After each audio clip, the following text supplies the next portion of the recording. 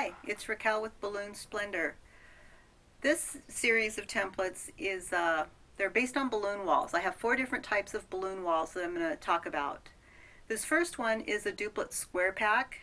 It's based on duplets, and when they're put on the line, they're stacked such that they're just touching. So when you're adding columns to your wall, make sure you're working in pairs, because each column that you add is going to add 2 columns to the wall. Okay, so this particular wall, when you download it, it is not going to be grouped. That way you can go ahead and create your pattern however you want to. So I'm just going to go ahead and select a group here and just going to color in some bold stripes just for demonstration purposes here. Let's go with some blue ones here, and then we'll skip another row and put, I don't know, lime in here, and then just for kicks, let's go ahead and add, so just kind of a random looking pattern, just like that. Alright, so let's say you've got your wall done, and you want to, it needs to be, I don't know, let's say it needs to be 7 feet tall. So let's go ahead and group it, and then we're going to go up here, and we're going to go ahead and lock the aspect ratio so it stays proportional. And while I've got this window open, I'm going to go ahead and just change it to 7. I like to work with a scale of 1 inch in the drawing represents 1 foot in reality. So that's what we're going to go ahead and do. So now the drawing is 7 inches tall, which is 7 feet tall, and the width up here shows that it's almost 8.5 feet wide. So that's how big this particular wall is. So if that's acceptable, then we need to know how big to inflate the individual balloon. And so I click on a balloon here, and it says it's 0.48 inches. So how does that translate? Well, here is my I have a spreadsheet where I've got my formulas in here. So if the drawing is 7 inches, that is going to represent 7 times 12 is 84 inches in reality. So if the drawing says it's 0.48 inches, then my balloon is about 5 3/4 of an inch. So that's how you find your formula here. So let's say that this wall needs to be a lot bigger. Let's say it needs to be, I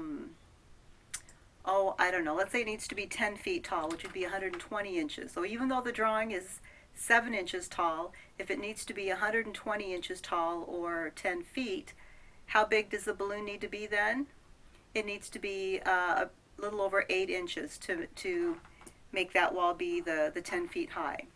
So that's how that works, doing your ratios, doing your formulas. Okay, so let's say that you actually need the wall to be, say 5 feet.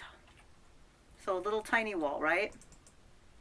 And now the balloon is 0.34 inches, so we can go back to our spreadsheet here. And the reality is going to be, actually, what did I say it was? Whole thing is,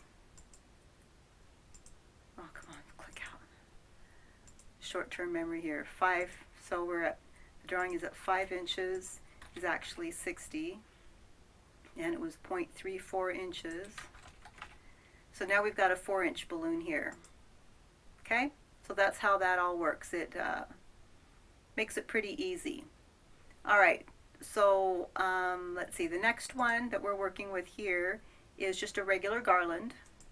I have this one broken out, so if you need to add more, you can. And it would just sandwich in here like that. You can see some of these balloons are in the background, so what you would want to do is select them, and I just hold my shift key down to select, like that. And you can bring those forward.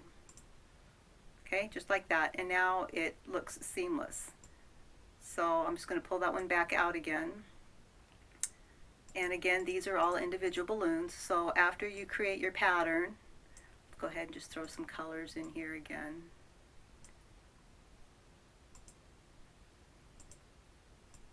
peach, and one more color. Let's go blue.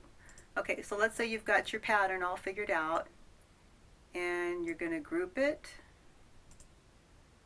You're going to lock your aspect ratio again, and you're going to make your height. We'll go 10 feet, which this particular wall then becomes a little over 11.5 feet wide. So how big to inflate each individual balloon? 0.64 inches. So if the drawing is, let's see, how big did we make that again? We went to 10 feet. So if the drawing is 10 inches, it's 120 feet. And 0.64. So these balloons are inflated to a little over 7.5, almost 7 3/4 inch each to make a wall that's 10 feet tall. All right, so that's how you work with that one. And again, when you're adding, I'm going to bring that back down again. Ooh, my computer is running slow. So again, when you're working with this and you're making it larger or smaller, just remember to respect the fact that these columns do, you can't just come in and delete, like you couldn't come in and just shave off a row like that. Okay, that's not going to work because you've just eliminated just a partial column. So you got to make sure that you're working within the integrity of the columns. Like this one right here, this balloon is missing. So we can go in here. I think it's that one right there. You'd have to be able to go in and, well, here, we'll just do it this way. Cut them both, copy and paste. And then you can come back up here. You can line it up. You've got your guidelines that show up. And then you can send that one back again. So yeah, it's a little bit tedious. I personally think, actually that one needs to come forward. I personally think that Ken Stillman has a good product for doing the walls, but if you prefer to do them with Publisher, then here it is. I'm showing you how to do it. So again, when you're adding or taking away columns, trying to make it the wall not quite so wide, remember that you're actually working with 3 columns of balloons, 1, 2, 3, instead of you know, just shaving off a row here like that. All right, moving on. So this one is the alternate square pack where the balloons are different sizes. So once you've created your pattern and you need to know how big to make your balloons, you can just click on the balloon and you can see how big it is, like that, and then just again do your conversion based on whatever ratio you're working with. So that's the alternate square pack. And then I've got a linking balloon wall here. So the unique thing about this one is when you work with the linking balloons, if you're doing just one plane,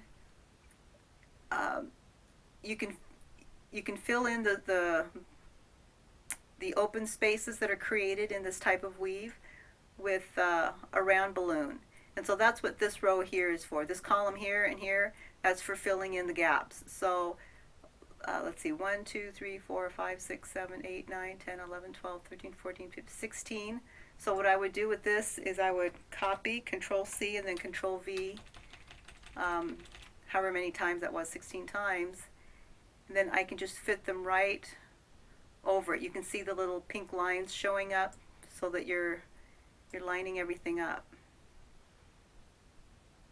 Okay, so that's how you would do that. So you can, you know, you can color in your balloons any way you want. You can come in here and color in the little ones with a different color. Again, I'm just holding down the Shift key. Let's pick something contrasting. And then when you take the circle and put it over there, that can be a completely different color. Okay? Just like that. And if you don't want them all to color in at the same time, you can ungroup it and just color in certain ones that you want to color in, like that if you wanted to create a pattern. Or if you don't want to ungroup it, you can click on just the one until you get the little black circles around there, and that way you can just click in, you can color in just the one circle. So if you hit them all and color them in, they're all going to color in. Or you can click on it multiple times and just have the one color in by itself. Another little shortcut. Okay, so that's if you're building the wall and then taking a duplicate and shoving it into the hole so that you get a little more texture. The other way to do it is if you've got two walls that are being linked together such that it's actually forming a cube, then the inside balloon isn't sticking out like with the duplets when you're plugging the holes. They're actually going to sit inside the square that is the cube that is formed by the quick links. So to do that, I've overlaid the squares, and then I'm going to send it, oops, got to re-click on that. I'm going to send it into the back. Okay, so now I can go in and I can color them all in, or I can go in and color them individually, just like that. Okay, or I can ungroup it, then I can hold my shift key down and color in multiple balloons. Okay, so there it is. You've got 4 different kinds of walls. Showed you a little bit of how to color them in differently. Play around with it. I highly recommend that when you go to build a wall, the first thing you do is do once you have the wall, is to do a save as, and then name it your order number, the client number, the bid number, or whatever. That way you always have a clean set of templates to be working from. There's been, I can't tell you how many times I've started working on my master copy, and then I had to go back through and recreate my master copy. So learn from me. Never work on your master copy. Always make a copy of it first and then work from that. So let's see if I've got anything else I wanted to cover. No, I think that's it. So this is Raquel with Balloon Splendor.